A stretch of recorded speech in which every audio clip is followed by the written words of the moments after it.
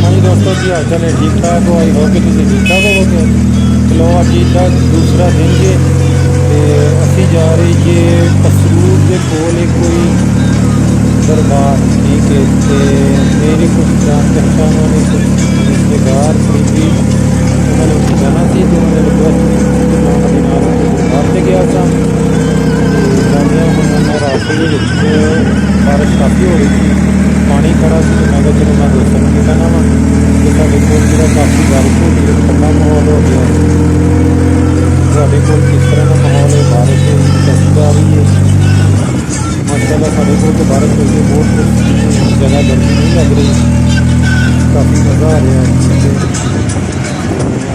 अभी ऐसा घूमने वाले जा रहे हैं तो लोकल जा रहे हैं नावा भी तो गुजरा वाले का तो गए हैं रस्ते पे, रस्ते को फिर बस पे गए हैं, बस वाली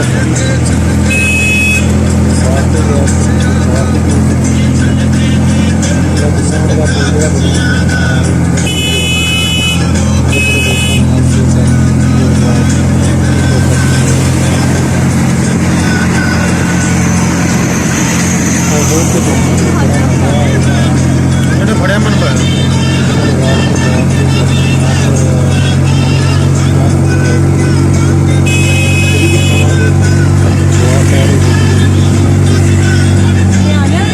जोर से पकड़ना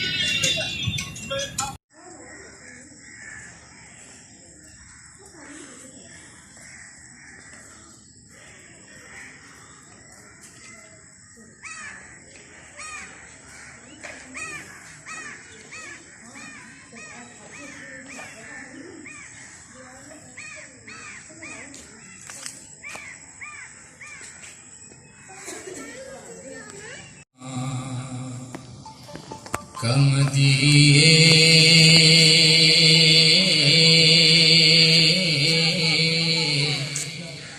وچ خیر پیاچ دے کوئی نہیں، اس اکھ دے پلے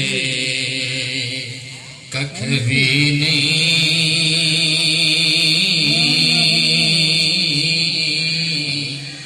جیڑی یاد دے غم وچ روئی نہیں، اس اکھ دے پلے ککھ بھی نہیں،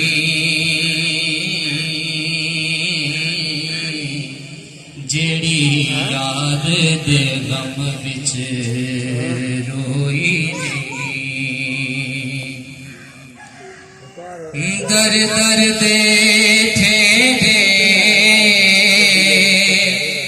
کھاوے گا،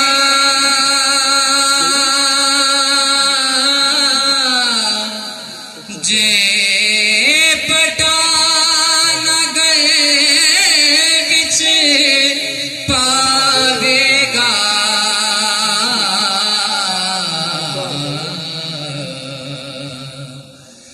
در در دے ٹھیڈے کھاوے گا،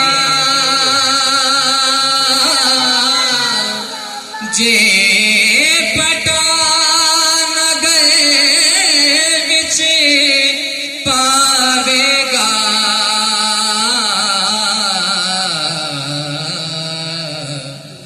پھر سارا زمانہ آکھے گا ادا والی وارث کوئی نہیں، پھر سارا زمانہ آکھے رکھے گا اداوانی وارث کوئی نہیں، لکھ پاوے ہار سنگار کرے، پئی نخرے ناز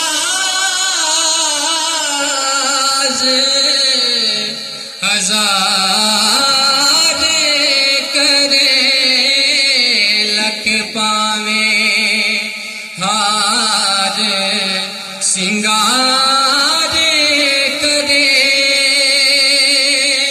پئی نخرے ناز ہزار کرے، جنوں پیتم تیرے فقیروں میں اے شہر یار ہم بھی ہیں، نگاہ لطف کے امیدوار ہم بھی ہیں،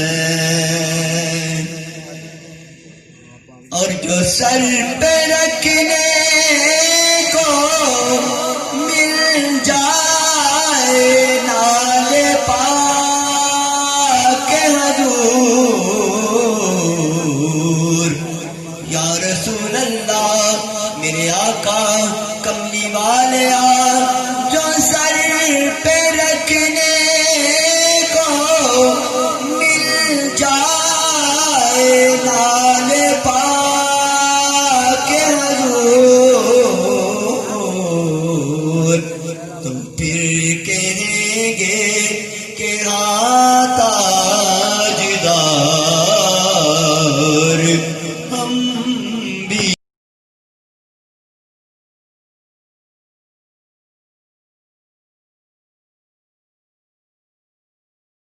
تو وادیاں بھی پہچانیں گے۔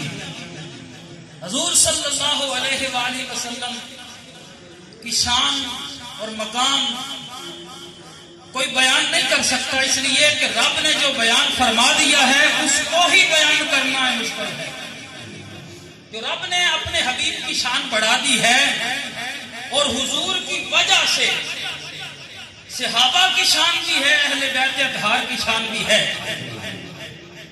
اہل بیت اطہار کی کیا شان ہے، صحابہ کی کیا شان ہے، یہ ہم جیسے قد فہم نہیں سمجھ سکتے۔ یہ تو رب بیان فرما چکا کہ پتھروں کا اگر یہ مقام ہے تو ہونے رسول کا مقام کیا ہوگا۔ اگر ایک پتھر جو حضرت ابراہیم علیہ السلام کے قدموں کو چھوتا ہے وہ مقام سجدہ گاہ بنتا ہے، تو جہاں پر مصطفیٰ کے قدم لگے ہیں وہ جگہ کتنی آباد ہے۔ سبحان اللہ۔ جس جگہ پر قدمین مصطفیٰ لگے ہیں،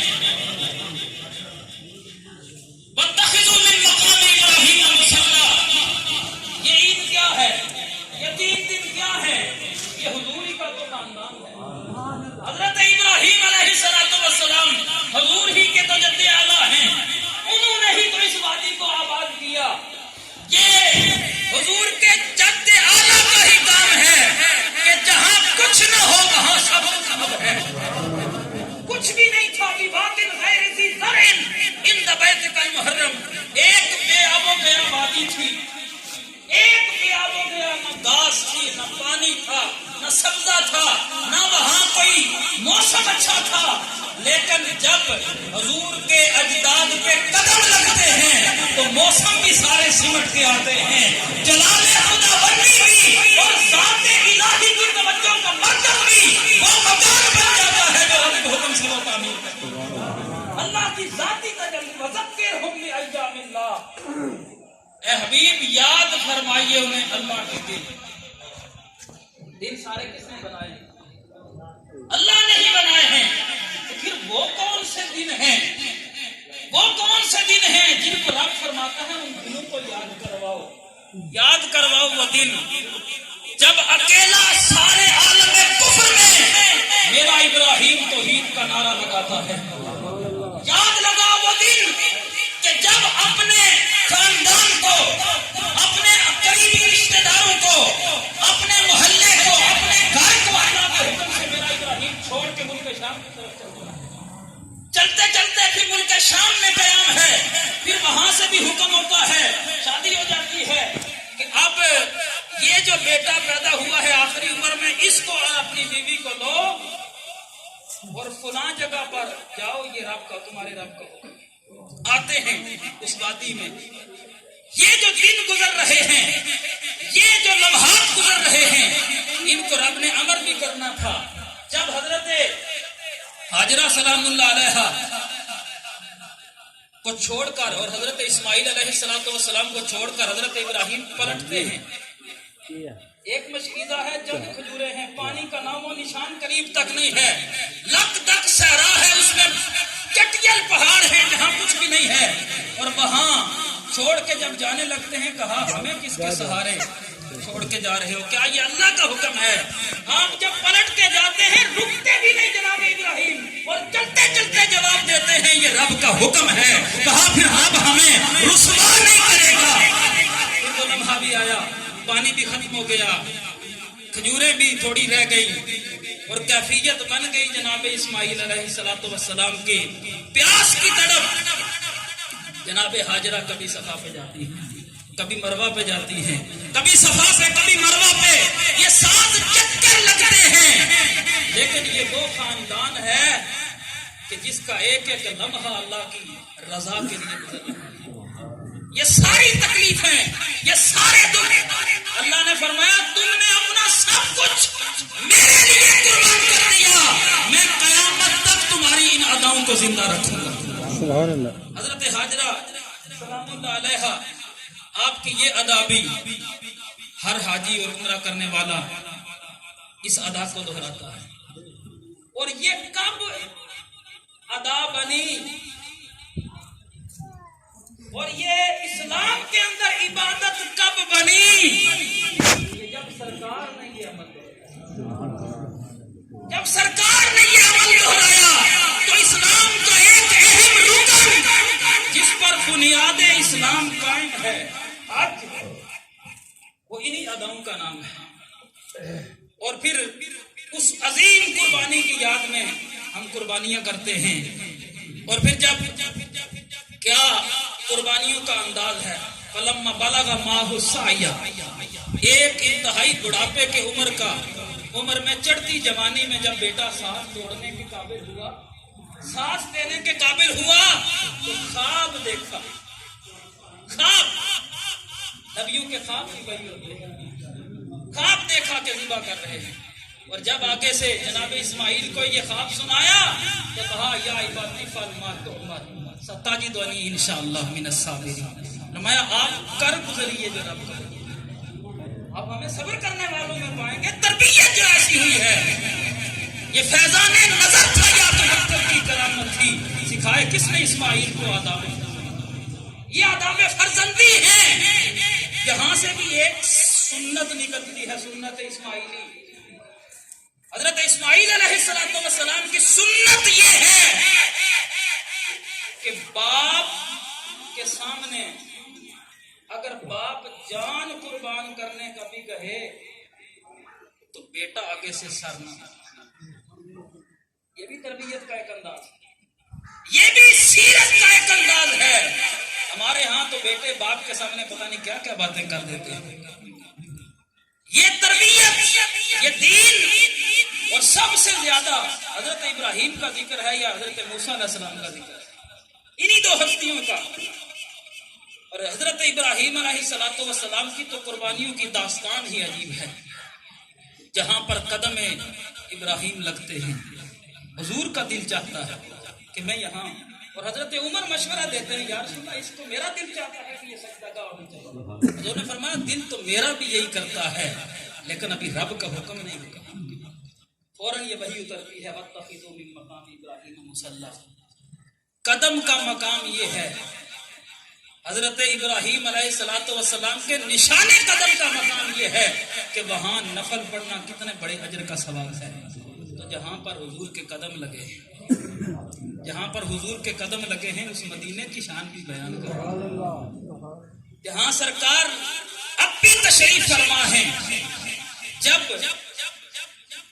حضور صلی اللہ علیہ وآلہ وسلم معراج کے تشریف لے کے گئے نا، یہ روایات میں سرکار نے کعبے کی فضیلت بھی بیان فرمائی، مکہ کی فضیلت بھی بیان فرمائی، مدینہ کی فضیلت بھی بیان فرمائی، لیکن اللہ کی ذاتی تجلی کا مرکز ہے کعبہ.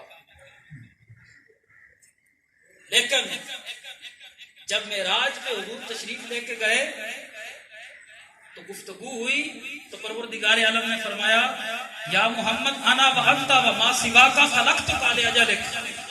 اے پیارے مصطفیٰ صلی اللہ علیہ وسلم، ایک تیری ذات ہے، ایک میری ذات ہے، اس کے علاوہ جو کچھ میں نے بنایا ہے تیری ذات کے لیے جو کچھ بنایا ہے. آگے سے حضور ارشاد فرماتے ہیں، محب اور محبوب کی گفتگو ہو رہی ہے.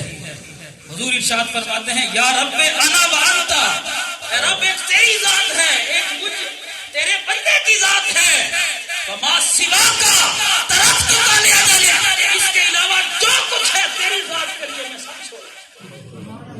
سبحان اللہ. حضور صلی اللہ علیہ وآلہ وسلم جب یہ ارشاد فرما رہے ہیں تو اللہ کریم حدیث قدسی ہے، پروردگار عالم فرماتا ہے حبیب زمین والوں کا قبلہ خانہ کعبہ ہے، آسمان والوں کا قبلہ بیت المعمور ہے، وَأَمَّا قِبْلَتِي أَنْتَ يَا محمد، میری توجہ کا مرکز تیری ذات ہے، صلی اللہ علیہ وسلم. میری توجہ کا مرکز تیری ذات ہے. تو جہاں مصطفیٰ موجود ہے، اب مدینہ و گنبد خضرا اللہ کی خصوصی توجہ کا مرکز ہے. ہم اس لیے کہتے ہیں حاجیوں آؤ شہنشاہ کا روزہ دیکھو. ارے کعبہ تو دیکھ چکے، اب کعبے کا اعلیٰ حضرت کی روح چڑھی، آپ نے فرمایا یہ کعبہ تو تم نے دیکھ لیا، اب کعبے کا بھی کعبہ دیکھنا ہو تو اس لیے کہ وَأَمَّا قِبْلَتِي أَنْتَ يَا مُحَمَّدُ. پروردگار عالم فرماتا ہے حضور صلی اللہ علیہ وآلہ وسلم کی ذات اور حضور سے نسبت ہی سب کچھ ہے. اگر حضور سے نسبت نہیں، حج تب تک کامل حج نہ بنا تھا. طواف تو کعبہ کے ہوتے رہتے تھے، ننگے بھی ہوتے تھے، زمانہ جاہلیت میں بھی ہوتا تھا، لیکن حج تب حج بنا جب ان اداؤں کو مصطفیٰ نے، جب صفا کا غدار ہوا تو پروردگار عالم نے پوری آیت میں پوری سورت اتار دی مذمت میں، اور قیامت تک تلاوت ہوتی رہے گی. تو معیار کیا ہے؟ مصطفیٰ صلی اللہ علیہ وسلم سے وفاداری. اور حضور کے نسبت والے جتنے بھی حضور کے اجزاء و اقارب ہیں، حضور کے چچا عباس ہیں، حضور کے چچا ابو طالب ہیں، حضور صلی اللہ علیہ وآلہ وسلم کہ جتنے بھی قرابت دار ہیں، حضرت عقیل کی اولاد ہے، حضرت جعفر طیار کی اولاد ہے، جتنی بھی یہ سارے قرابت دار ہیں، سب کا احترام، اور بالخصوص فاطمی کا احترام تو فرض ہے. حضرت عبداللہ بن عباس رضی اللہ تعالیٰ عنہ نے حضور کی بارگاہ میں عرض کی یا رسول اللہ وہ کون ہستیاں ہیں کہ اللہ نے قرآن میں ہمیں جن کی محبت ہمارے اوپر فرض، مبدت ہمارے اوپر فرض کر دی.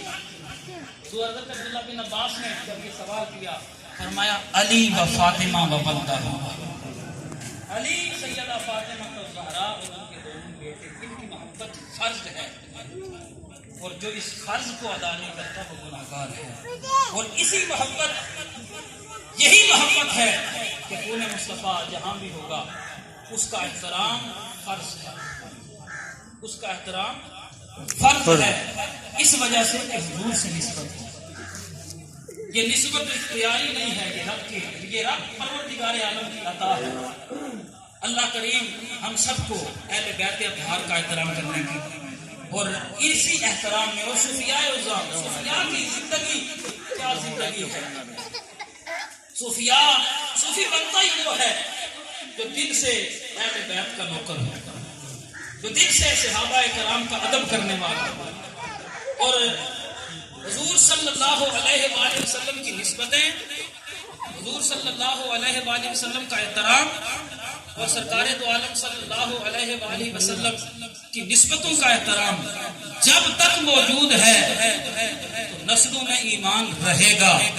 جب یہ احترام ختم ہو جائے گا تو پھر جتنے مرضی نمازیں پڑھتے رہیں، صدقات دیتے رہیں، خیرات دیتے رہیں، نماز تب تک نماز نہیں تھی جب تک مصطفیٰ نے ادا نہیں کی.